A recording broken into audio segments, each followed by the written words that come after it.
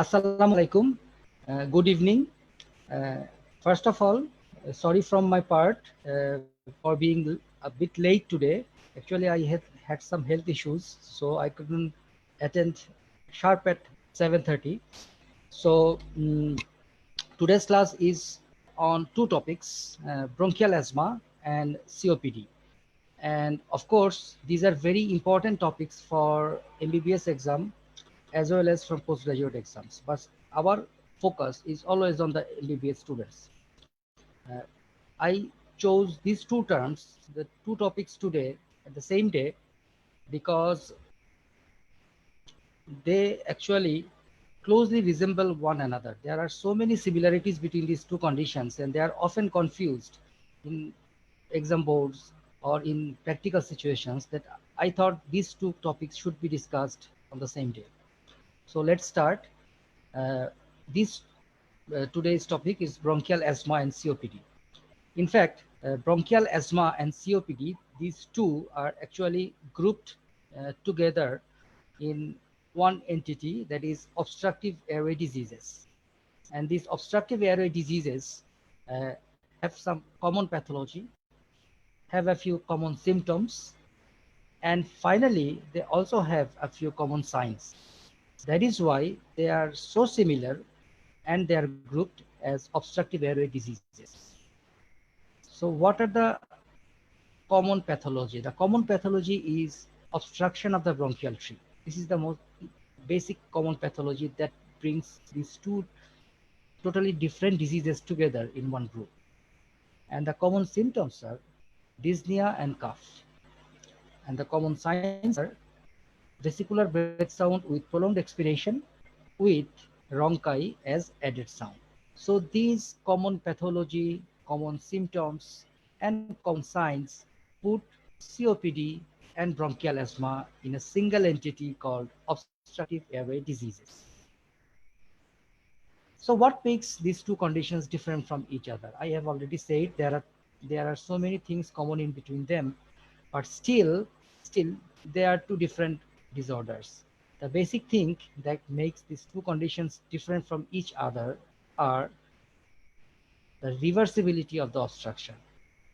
When the airway obstruction is relatively reversible, it is bronchial asthma, and when it is relatively irreversible, it is COPD. I have used the term relatively here in both the sides, in asthma side and also in the COPD side, because there are exceptions. But for easier understanding, when the obstruction is reversible, it is asthma. When it is not reversible, it is COPD. So how this airway obstruction uh, or its reversibility is assessed? It is assessed by doing lung function tests, and the device that we use for lung function test is a spirometer. And obviously, the test we perform is spirometry. With the help of spirometry, first of all, we can diagnose whether there is obstruction. That is whether this is obstructive airway disease. This is the first step. And then we can detect whether this obstruction is reversible or not. So we use the term spirometry with reversibility test to initially diagnose obstructive airway disease, and then finally to identify whether this is asthma or whether it is COPD. We will discuss this reversibility test on spirometry a bit later when we will discuss the investigations. So let's talk a few minutes about the basic pathogenesis of bronchial asthma. Bronchial asthma is a hypersensitivity reaction. It occurs in a genetically predisposed person uh, who has tendency to produce more immunoglobulin E type against a particular antigen.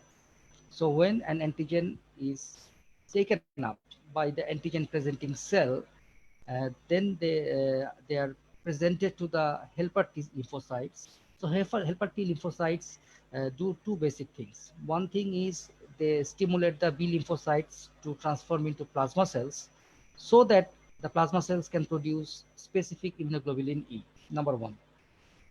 And on the other hand, helper T lymphocytes also release cytokines to activate the eosinophils.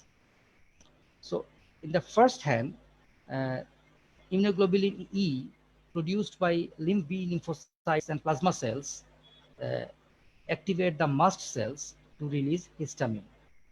And eosinophils, which were activated by cytokines released from helper T lymphocytes, they release leukotriene. Together, histamine from mast cell and leukotriene from eosinophils, they produce contraction of the smooth muscle in the bronchial wall, and also they produce increased secretion of mucus from the mucus glands of the bronchial tree. Together, this bronchoconstriction and excessive mucus secretion, they compromise the lumen of the bronchial tree, and this reduction in the lumen of the bronchial tree is airway obstruction. So this is the basic pathology of bronchial asthma. Then let's see what happens in COPD. In COPD, the pathogenesis is totally different from bronchial asthma. Although asthma and COPD uh, have some similarities, I have told before, but still the pathogenesis has quite dissimilarities. The main cause, the main culprit behind the development of COPD is smoking. And what happens in smoking? The smoking causes activation of macrophages. Now macrophage, they cause quite a few things. Number one, they release cytokines to stimulate the mucus glands. So the secretion of mucus in the bronchial tree is increased. Number two, they stimulate the fibroblasts. So there is fibrosis around the airways. Finally, they also recruit neutrophils in the bronchial tree. These neutrophils, which are really rich in proteolytic enzymes, release the enzymes, and these proteolytic enzymes destroy the alveolar walls. On the other hand, the combined effect of excessive mucus secretion and narrowing of the bronchial airways due to fibrosis, they cause airway obstruction. So airway obstruction is present in COPD just like asthma. But the difference is the mechanism of the development of airway obstruction is different.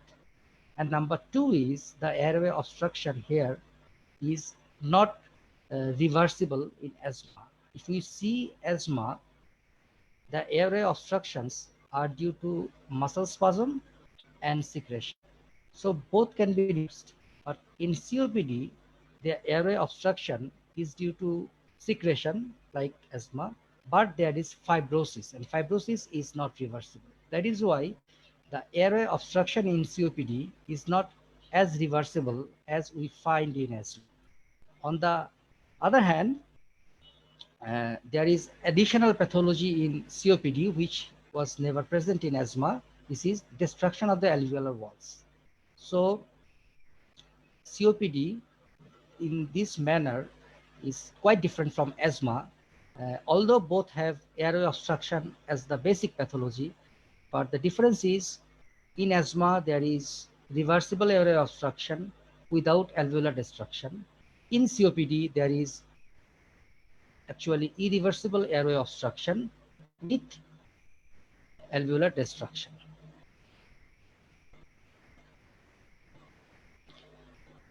Okay, so in COPD we said that there are three basic things, that is increased mucus secretion, fibrosis of the bronchial tree around the bronchial tree, and alveolar destructions. So because of the excessive mucus secretion, there is productive cough.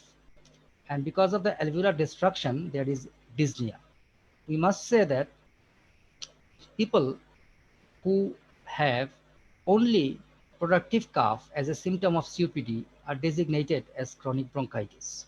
And people who have only dyspnea as the symptom, obviously COPD subgroup patients who have only dyspnea as symptom are designated as emphysema.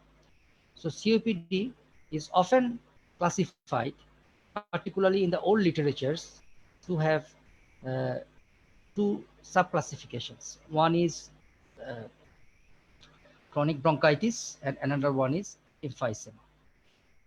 So these two are also can be divided according to the symptoms, according to the signs, according to complications, and according to the X-ray findings.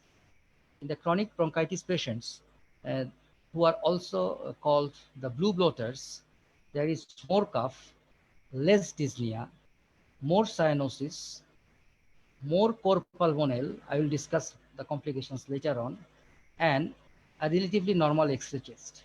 On the other hand, the emphysema group, who has mainly the dyspnea as the chief complaint, has less cough, more dyspnea, less cyanosis, less risk of developing core pulmonale, and obviously an abnormal chest X-ray.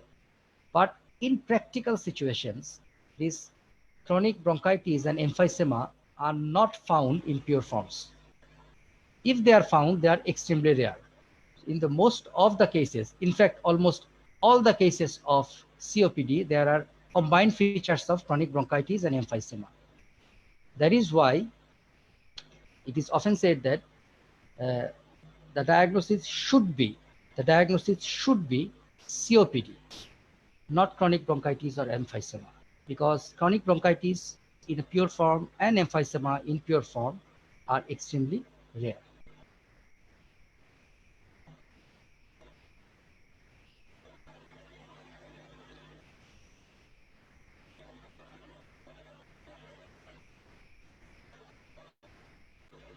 Sorry for the interruption.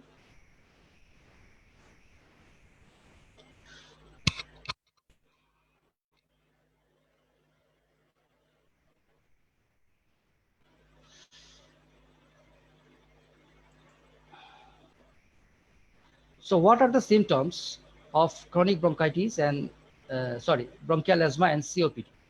The main symptoms are dyspnea and cough.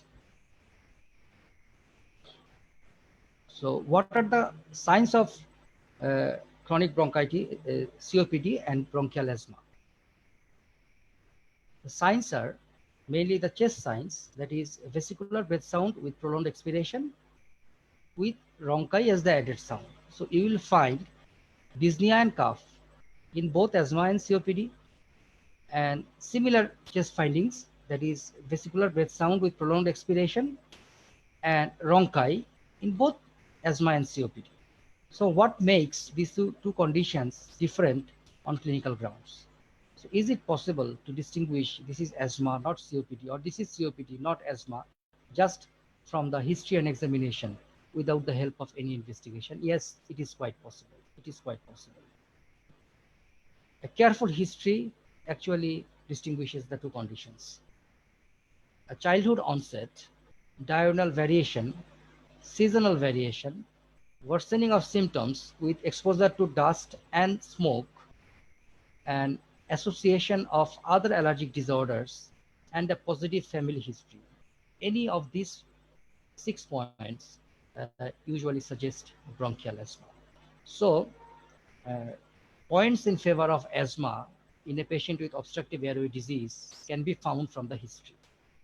So what we mean by childhood onset in the first decade. So what we mean by diurnal variation, it means that the symptoms will not be the same 24 hours. In fact, the asthma symptoms are more at night.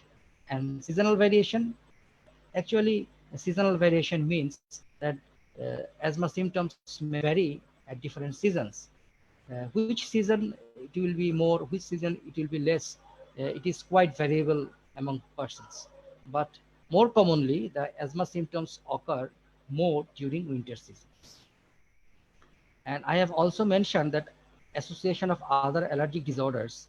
So these disorders commonly associated with asthma are allergic conjunctivitis, allergic rhinitis, and eczema.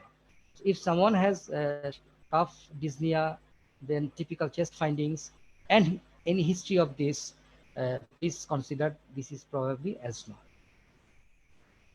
On the other hand, clinically, you can suspect this is a case of COPD with the help of a few signs. So in asthma, we had additional symptoms or additional history features uh, that help in the diagnosis of asthma. But in COPD, there is no additional sign or additional symptom or history points. Rather, there are a few additional signs. So if you find any of these 5 signs bedside, uh, you should think that this is probably a case of COPD. The baseline is the same, that is dyspnea, coughs, and typical chest auscultatory findings. On the background of this, if you find any of the 6 points of history I have mentioned before, think it as asthma.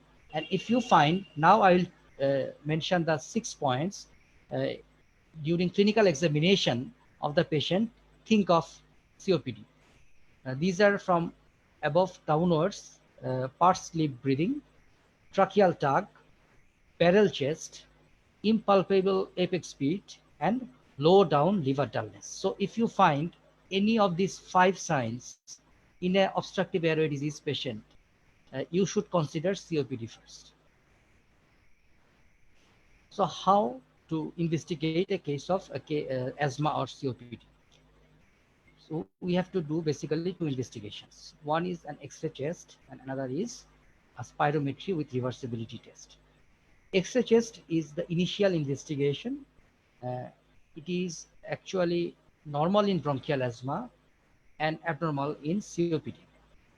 So in bronchial asthma, you will find an absolute normal X-ray chest. On the other hand, a COPD, you find an X-ray chest which is abnormal. The heart will be more tubular, that is the transverse diameter of heart will look reduced. Then the lung fields will be more transparent, they will appear darker. The diaphragm will be low and flat. Low means it will be situated at a level below normal, and flat means the uh, crescentic, the convex outline of the diaphragm is uh, not present there. Rather, it will look straight, flat. And rarely you may found emphysematous bulla, large air-filled spaces in the lung fields, rounded lung fields.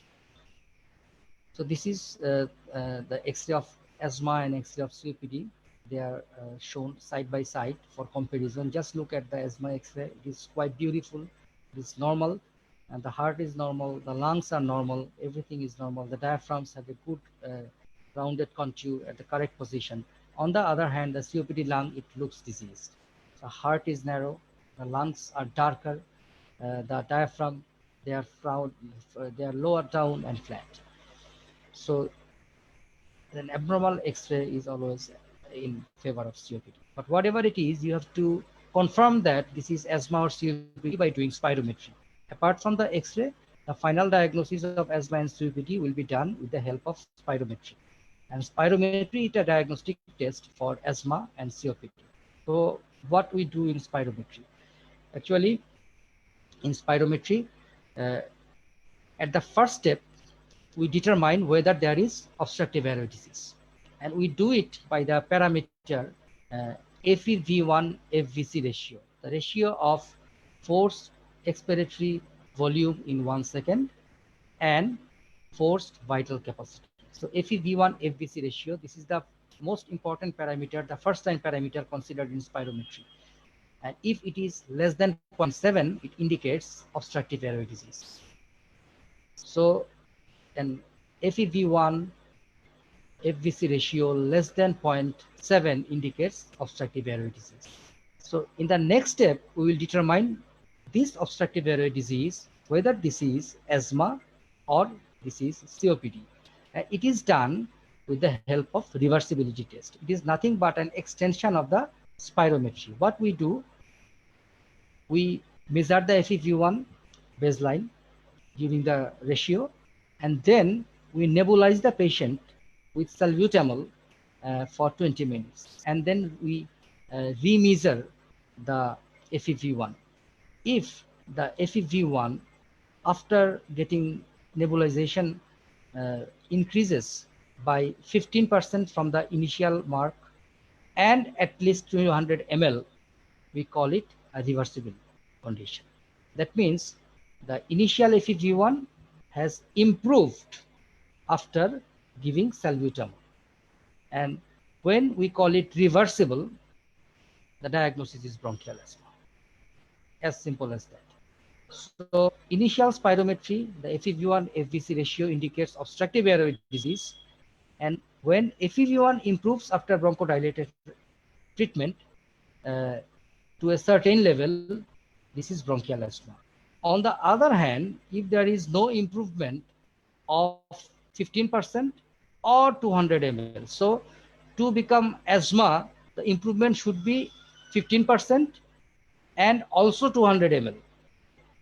But if any of these two parameters, 15% and 200 ml, are not fulfilled, this is not reversible. In that case, we call it COPD. So to become asthma, you have to fulfill both 15% increase and 200 ml increase. But to become COPD, uh, absence of any of these two criteria will make it the diagnosis. So if someone has 15% increased, but this absolute value is less than 200 ml, it is still irreversible and it is COPD. If someone has more than 200 ml increase, but the percentage is less than 15% from the initial level, it is still irreversible and COPD. So this spirometry is reversibility test. If we want to recap, it first step, it indicates FEV1 FVC ratio less than 0.7 as obstructive airway disease. And then if FEV1 improves, it is asthma. If it does not improve to that level, it is COPD. So what is the complication of bronchial asthma? The main complication of bronchial asthma is acute severe asthma, which causes acute type 1 respiratory failure. And what are the complications of COPD? Just like asthma, COPD has also an acute complication, which is called acute exacerbation of COPD, and it causes acute type 2 respiratory failure. I'm sure most of you people know about what is type 1 and what is type 2 respiratory failure. Type 1 respiratory failure means hypoxia, and type 2 respiratory failure means hypoxia with hypercapnia. That means in type 1 respiratory failure, you will have low oxygen in the blood, and in type 2 respiratory failure, you will have low oxygen in the blood plus high carbon dioxide in the blood. So asthma causes type 1 and COPD causes type 2 respiratory failure.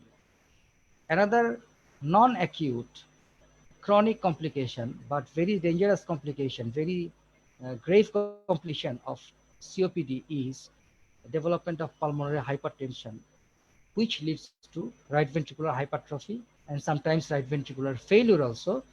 This is called core pulmonary. Now let's talk about the drugs used in obstructive airway disease. Before going to the treatment of obstructive airway disease, asthma and COPD, we must know about the drugs which are commonly used in the treatment of obstructive airway disease. These drugs are beta agonists, anticholinergics, steroid, leukotriene receptor antagonists, phosphodiesterase 4 inhibitors, and xanthine derivatives. So there are quite a few classes of drugs that can be used in obstructive airway diseases. So let's just have a short look at the mechanism of action of those drugs. The beta agonists, they stimulate the beta receptors, and that's why this is in this way they dilate the bronchial tree. In fact, the beta receptors present in the bronchial smooth muscle, so their activation through the with the beta agonist will cause cessation of the contraction of the bronchial smooth muscle that leads to bronchodilation. And there are actually different forms of beta agonist. One is short-acting beta agonist, and the classical example is salbutamol, and one is long-acting beta agonist. There are so many long-acting beta agonists, but please remember one long-acting beta agonist, that is formoterol, because this is a very special beta agonist. This is a very special one.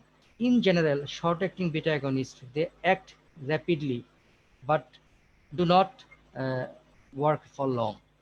On the other hand, the long-acting beta agonists, they are usually slow to start their action, but they will act very long. I have said formoterol is very special beta agonist because although it works very long, that is why it is called long-acting beta agonist, but it starts its action within minutes. So it has the advantage of both short-acting beta agonist and long-acting beta agonist. So it is so special. It starts its action immediately, and this action remains for a very long period of time, about 12 hours. So that is why formoterol is the most important beta agonist in use currently. Anticholinergic drugs, in fact, they are also called muscarinic antagonists because they antagonize muscarinic receptors. And they mainly act on the bronchial smooth muscle, bronchial mucus glands to reduce the secretion of the mucus glands. There are also two types of anticholinergic drugs. One is short-acting muscarinic antagonist, or SAMA, and the classical example is ipratropium, and another one is long-acting muscarinic antagonist, and the classical example is tiotropium. Now the corticosteroids. They have anti-inflammatory effect and they reduce airway inflammation. Asthma has prominent airway inflammation. COPD has prominent airway inflammation. In asthma, the main cell is eosinophil. In COPD, the main cell is neutrophil and macrophages. So there is inflammation is both the conditions. That is why any drug with anti-inflammatory effect should have helped asthma and COPD conditions to improve. That is why corticosteroids are also used in asthma and COPD. And there are inhaled corticosteroids, they are preferred. And the most preferred agent nowadays is budesonide. I didn't mention too many names, too many examples of each class of drugs because I think you should remember only the drug that is most commonly used, that is mostly recommended. If you try to remember too many drugs of the same class, you may forget the most important one. That is why it is my principle in every class that to mention the most important one drugs. And also the oral steroid, that is prednisolone, that can be used also. Leukotriene receptor antagonists. Leukotrienes are important mediators only in asthma. They are released mainly by the eosinophils. So they have their effects. That is why uh, leukotriene receptors are often used in asthma. And the most commonly used leukotriene receptor antagonist is montelukast. Phosphodiesterase 4 inhibitor. In fact, this is a new class of drug. They inhibit phosphodiesterase 4 and they are also anti-inflammatory drugs. The common agent of this class is roflumilast. In fact, this drug is not yet approved for asthma. This class of drug is used for COPD only. On the other hand, leukotriene receptor antagonist montelukast is approved only for asthma, not for COPD. So the previous drugs, corticosteroids, anticholinergics, and beta, these three drugs, group of drugs are used for both asthma and COPD, but leukotriene only for asthma and phosphodiesterase inhibitor only for COPD. Now finally another group of drug is xanthine derivatives. This is a very old group of drugs. Their mechanism of action is not well established yet, but it is thought that this group of drugs inhibit phosphodiesterase 3 and it has both bronchodilator effect and anti-inflammatory effect. So, and they are also usable in both asthma and COPD.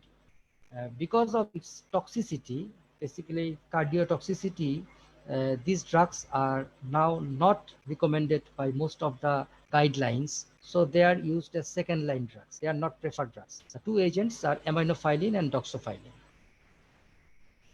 Finally, the biologic agents. Biologic agent means these are antibodies. And these antibodies have anti-inflammatory effects, and uh, two antibodies, you can recall the name. It's just good if you can recall the name. Even if you don't recall this name, there is no problem, because these drugs are used only by the very super specialist people. One is anti-immunoglobulin E antibody, that is omalizumab, and another one is anti-interleukin 5 antibody, that is mepolizumab. So interleukin 5 and immunoglobulin E, they have important roles in the pathogenesis of asthma. So antibodies against these chemicals, these substances, can be used in bronchial asthma only. So they are very costly drugs. They are reserved drugs for very severe conditions. Now we will straight into the treatment of bronchial asthma and COPD. And to start with, we will go to the treatment of bronchial asthma.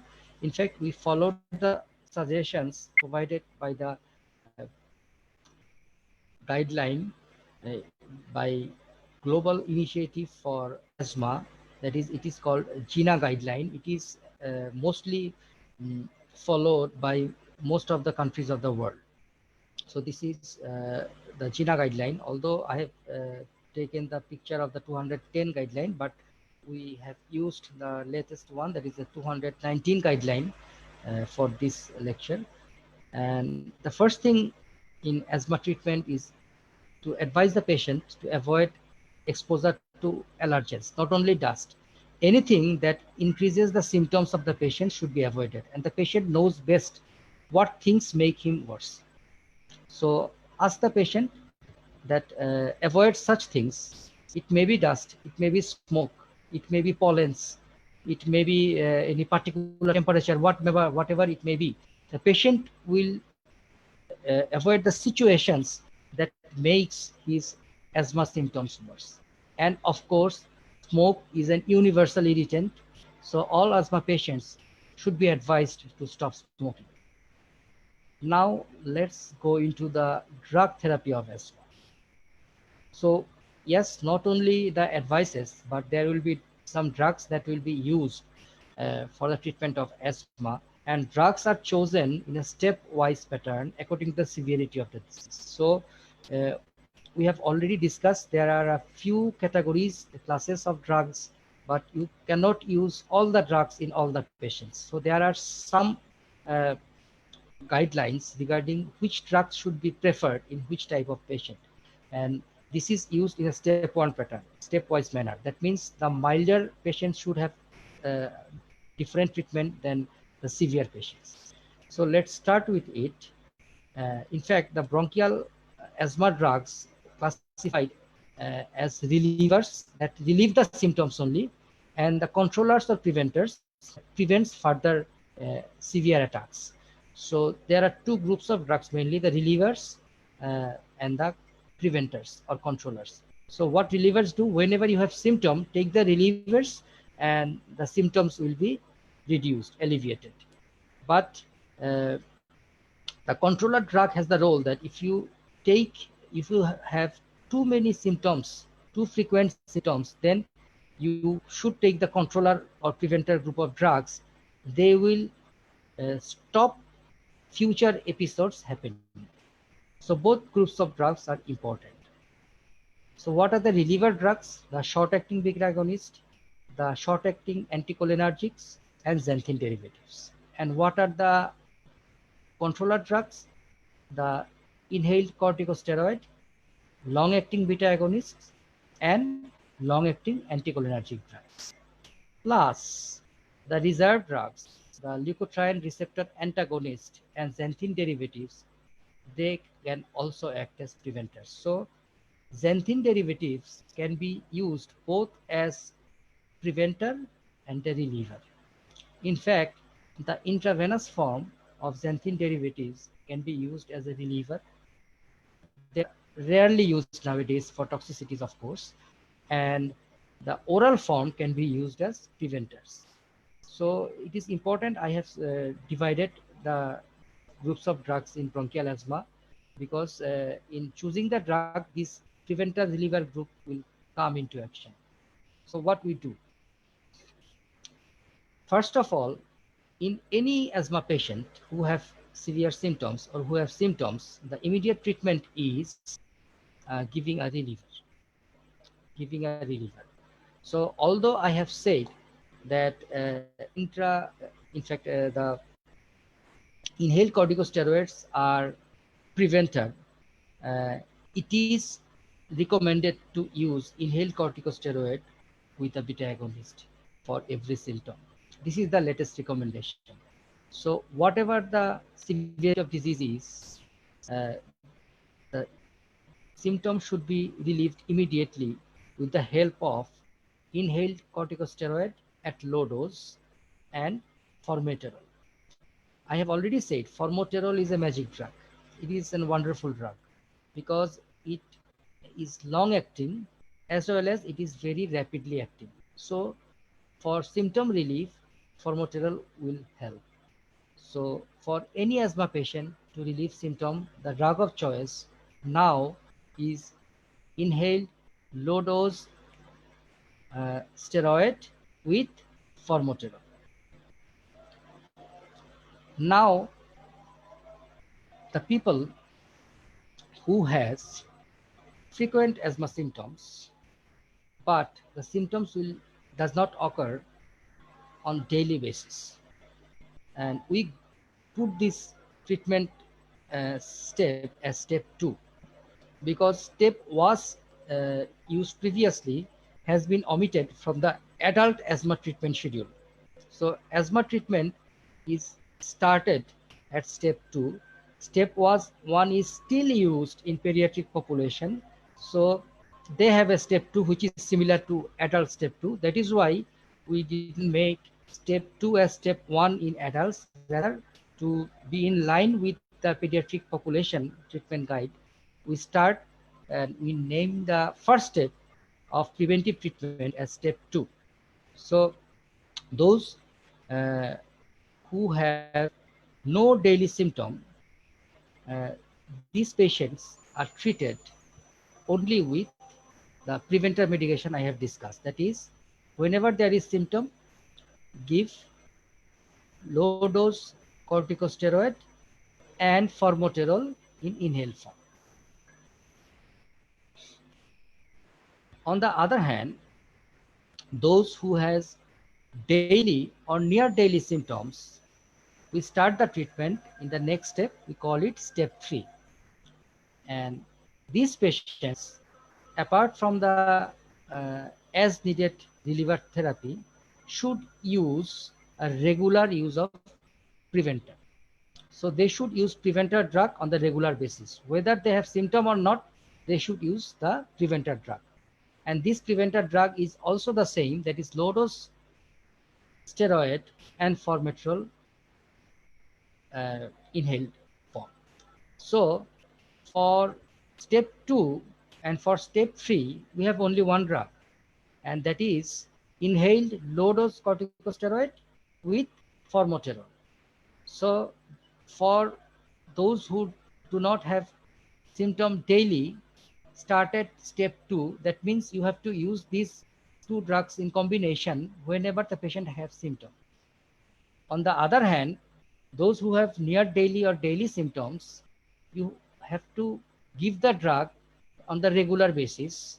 Plus, when there is symptom, you have to give it as needed. So this is step 3. So that agent is similar in step 2 and step 3. Only difference is in step 2 there is no need to use the drug regularly. On step 3, there is the drug should be used regularly. Now what is step 4?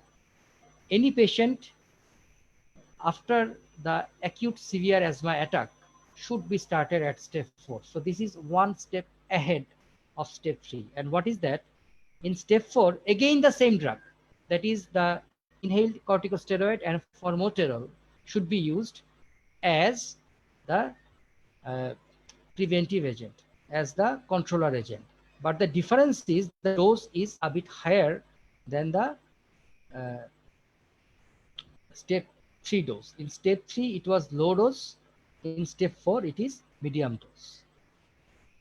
So if you cannot control the patient, control the symptoms, even after step 4 treatment, then you have to step up into the step 5. Again, it is the same drug, that is the inhaled corticosteroid and formoterol as the drug of choice. But here the dose is higher. So, in fact, uh, in management of asthma, it is very easy. So you have to uh, remember only one drug. In fact, only one drug combination, and that is inhaled corticosteroid with formoterol. In step 2, you have to give only as needed. In step 3, in addition, you have to give regularly at low dose. In step 4, you have to give regularly at medium dose. And in step 5, you have to give regularly at high dose. So asthma treatment is so simple that only using a drug combination, that is combination of an inhaled corticosteroid and a formoterol, a beta agonist, you just can treat all asthma in any stage, from the mild stage even to the severe stage. But yes, so what will happen? What is the use of the other drugs? We will talk about the other drugs. So what we actually do, we follow up the patient every month, and if the symptoms are not controlled with the current medication, then we step up. So we actually start at a particular step according to the severity, whether symptoms are present daily or not, whether the patient has just come out of an exacerbation. So, but finally, the stepwise management, the treatment will not be fixed in the same step. If the asthma symptoms are not controlled in the particular step, then you have to step up. So we follow the patient up every step, and we step up every month if the control is not adequate. On the same way, if the control is adequate, then we can step down. But stepping down is slower than the stepping up. Stepping down can be done every 3 months. So we step up quickly, but step down slower. Now these are the second line drugs. So what about the other drugs? In fact, the second line drugs in bronchial asthma, that is the long acting anticholinergics, uh, the leukotriene receptor antagonists, xanthine derivatives. These drugs are not recommended as the preferred drug for the treatment of bronchial asthma. But yes, they are still frequently used because many people they don't prefer taking inhalers. So these drugs are oral agents, so they can be used. In fact, they can be used as add-on treatment for any step of step 3, 4, or 5. 5. Uh, Before getting to the higher step, these drugs can be tried as add-on therapy uh, with the ongoing steroid and obviously inhaled steroid and formoterol therapy. These drugs can be added. And the other two drugs, that is the oral steroids and the biologic agents. Biologic agents means the antibodies. Uh, these are very reserved drug. They are used only in step 5. That means the asthma is not controlled with any of the medications. Then you can try oral steroids and biologic agents. But still, biologic agents are very costly, and use of long-term oral steroids, systemic steroids, has quite a few hazards. So these drugs, the oral steroids and biologic agents, are not frequently used for asthma treatment. So let's talk about the acute severe asthma. In fact, acute severe asthma is an acute complication of bronchial asthma. It is a very dangerous condition. It actually occurs following an respiratory tract infection by a virus. And it is often complicated with hypoxia, that means acute type 1 respiratory failure. So when you will suspect there may be acute severe asthma, when a patient comes to you with sudden severe dyspnea and you find the typical auscultatory findings of bronchial asthma, like central vesicular breath sound with prolonged expiration or rhonchi. And because of the respiratory failure, you may find central cyanosis in these patients. Another thing is, in a very severe condition, in a very severe acute severe asthma, the breathing effort may be so low that you may not find any breath sound or added sound on auscultation. This condition is called silent chest. So what to do? First of all, this is a medical emergency and you must admit the patient. This is a must. This acute severe asthma, which is also called status asthmaticus, cannot be treated at home. First of all, you have to put the patient in a propped up position. It eases the breathing. Then start oxygen at high concentration, very high flow oxygen, to combat the respiratory failure. Then you try to dilate the bronchioles with nebulized salbutamol and ipratropium. So there is a use of the short-acting beta agonist salbutamol and the short-acting anticholinergic ipratropium. Okay? And you have to start systemic steroids, preferably oral prednisolone, and you have to monitor the oxygen saturation of these patients. So if oxygen saturation does not correct or improve with these measures, then you have to go for artificial ventilation. So this is the basic management of acute severe asthma. It is very important because this management will save quite a few lives. Now, treatment of COPD. COPD treatment, actually, we follow the guideline. It is the GOLD guideline, the guideline for COPD, and this is the latest one. So what is the treatment? The first of all, the main treatment is stop smoking. So this is the basic treatment. Stop smoking. If you don't stop smoking, your disease will get worse, worse and worse. So this is the first line treatment of COPD. And after that, you have to offer the drug therapy. Again, the drugs are chosen according to the severity of the disease as well as history of acute exacerbation. I have already said the deadliest complication a COPD patient can have is the acute exacerbation. So if there is history of exacerbation in the past, that will also have its impact on choosing the regimen. So 2 points you must remember before selecting a drug for COPD. One is severity of the current symptom, and another one is whether there had been any exacerbation before. So first of all, just consider that those okay, before going to that, just like asthma, in any COPD patient who have troublesome symptom, to relieve the symptom for that moment, the reliever is used. And the reliever used in COPD is not steroid formoterol combination. Rather, for COPD, the drug is short-acting muscarinic antagonist and short-acting beta agonist combination. Commonly, we use the combination of salbutamol and ipratropium. So it can be used in any COPD patient, irrespective of the severity, irrespective of the history of exacerbation. It is a universal treatment. Whenever there is symptom, use this inhaled drug to relieve the symptom. Then what about the regular therapy? Okay, first of all, consider patients who never had any exacerbation that needed hospitalization. So no hospitalization for COPD. If this kind of patient has tolerable symptoms, less symptoms, then we designate them as group A patients.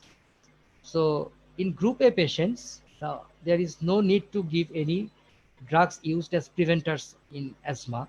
Only the reliever drug is used. That is, whenever there is a symptom, as symptoms are not frequent, as symptoms are not troublesome, so you only have to use the reliever drug, that is the combination of salbutamol and ipratropium whenever there is symptom. But if this type of patient, that is patient without any hospitalization, have troublesome symptoms, then you should start a long-acting muscarinic antagonist or long-acting anticholinergic drug on a regular basis. We name the group as group B. So in addition to the reliever therapy, there should be a regular use of long-acting muscarinic antagonist. And the commonly used long-acting muscarinic antagonist is tiotropium. Now think about a patient who has previous hospitalization for COPD. So in these patients, again, think about the current symptoms. If the current symptoms are tolerable, we consider them as group C and give them regular treatment with long-acting muscarinic antagonist and long-acting beta agonist. So long-acting muscarinic antagonist, what you can use? You can use tiotropium, and for long-acting beta agonist, you can use formoterol. So this is for those who have previous hospitalization for COPD and tolerable symptoms. So this is group C. Now the worst group, that is who has hospitalization before for COPD exacerbation plus the current symptoms are really troublesome. We group them as group D. So you have to use a combination of long-acting anticholinergic, long-acting beta agonist, and steroid, the inhaled corticosteroid in this group of patients. So what we can use? You can use tiotropium as long-acting anticholinergic. You can use formoterol as long-acting agonist, and you can use budesonide as inhaled corticosteroid. Just like asthma, you can step up the treatment of COPD if the symptoms are not controlled or the exacerbations are still occurring and symptoms has not improved in a particular group. If group A does not improve, go to group B. If group B does not improve, then start as group C. If group C does not improve, start as group D. So this is called stepping up in COPD treatment. But unlike asthma, I have said COPD is not a reversible condition. So in asthma, you can step down, but in COPD, stepping down is not usually possible. The treatment of COPD should go up, up, up, and up, because the condition will actually progressively deteriorate. It will not improve. So the third important thing in the treatment of COPD is long-term oxygen therapy. As there is alveolar destruction, there is actually persistent hypoxia and hypercapnia in COPD patients. And this chronic type 2 respiratory failure has impact. Besides, this hypoxia leads to development of cor pulmonale by uh, inducing the development of pulmonary hypertension. They cause cor pulmonale. So these long-term, this chronic hypoxia should be corrected to prevent development of cor pulmonale. And this can only be corrected by giving oxygen therapy long-term. And this can be given at home. So they are also called domiciliary oxygen therapy. They are indicated when the oxygen saturation is below 88% in any COPD patient, or even higher, that is below 90% in COPD with core pulmonale patients. And the oxygen is given at a very low dose, 1 to 2 liter per minute, and it should be given at least for 12 hours a day to have some impact in long term. So this is very important. So apart from the drug therapy and the advice, COPD treatment is also different from asthma, that it needs oxygen therapy lifelong at home at a particular point of time. So we are almost at the end of the lecture, and that is acute exacerbation of COPD, just like acute severe asthma. But the difference is acute severe asthma usually follows a viral respiratory infection, but acute exacerbation of COPD usually follows a bacterial respiratory infection. And unlike bronchial asthma, it causes type 2 respiratory failure, acute type 2 respiratory failure, not type 1 respiratory failure. It is also a medical emergency and the patient must be admitted. The symptoms are similar, the signs are similar, just like acute severe asthma. But in addition, there will be signs of carbon dioxide retention, which happens in type 2 respiratory failure. That means the patient have a warm periphery, a bounding pulse, and flapping tremor. So what is the treatment? It is quite similar to bronchial asthma treatment. The patient should be admitted immediately and put in a proper position, and oxygen should be started, but here the oxygen concentration will be low, not more than 2 liter per minute. This is an important thing to remember, that in COPD, we cannot give high concentration of oxygen because uh, in the brainstem, we have respiratory centers who are responsible for spontaneous breathing. So these centers are stimulated by either hypoxia or hypercapnia. Because of long-standing respiratory failure, the hypercapnic drive is lost in COPD patient. So the only thing that stimulate respiration, the respiratory centers in COPD is the hypoxia. So if you correct the hypoxia rapidly, giving high concentration oxygen, it will also stop signaling the respiratory center, which may lead to respiratory arrest. So that is why in acute exacerbation of COPD, we cannot use high concentration oxygen we use in bronchial asthma. Just like bronchial asthma, we have to give salbutamol and ipratropium with the help of a nebulizer. Then we have to start prednisolone, just like bronchial asthma. But there is an addition, as most of the cases of acute COPD exacerbations follow a bacterial infection. You have to start a broad spectrum antibiotic. You have to monitor the oxygen saturation, and if low oxygen saturation persists despite all these measures, then you have to consider artificial ventilation. In fact, in COPD patients, artificial ventilation uh, is used more frequently than the asthma patient, because in asthma patient you can use high concentration of oxygen. So that may be good enough to correct the hypoxia. But in COPD patient, you cannot use very high concentration oxygen. So earlier you have to go for artificial ventilation in acute exacerbation of COPD. So we have also tried to make the differential diagnosis of bronchial asthma. So whenever you get a patient of bronchial asthma, your differentials will be COPD and heart failure. So why this is a case of bronchial asthma in long case? Because the patient has dyspnea, there are signs of bronchial asthma, plus the symptoms onset occurred at childhood. There is diurnal variation, there is seasonal variation, there is positive family history, and there are a few associated allergic conditions. So why this is not a case of COPD? This is not a case of COPD because the onset was in childhood. COPD always occurs, begins in the late adulthood. Again, the classical features of COPD, like pursed lip breathing, tracheal tug, barrel chest, uh, impalpable apex pit, low down liver dullness, nothing is present in this patient. So that is why this is not COPD. And why this is not heart failure?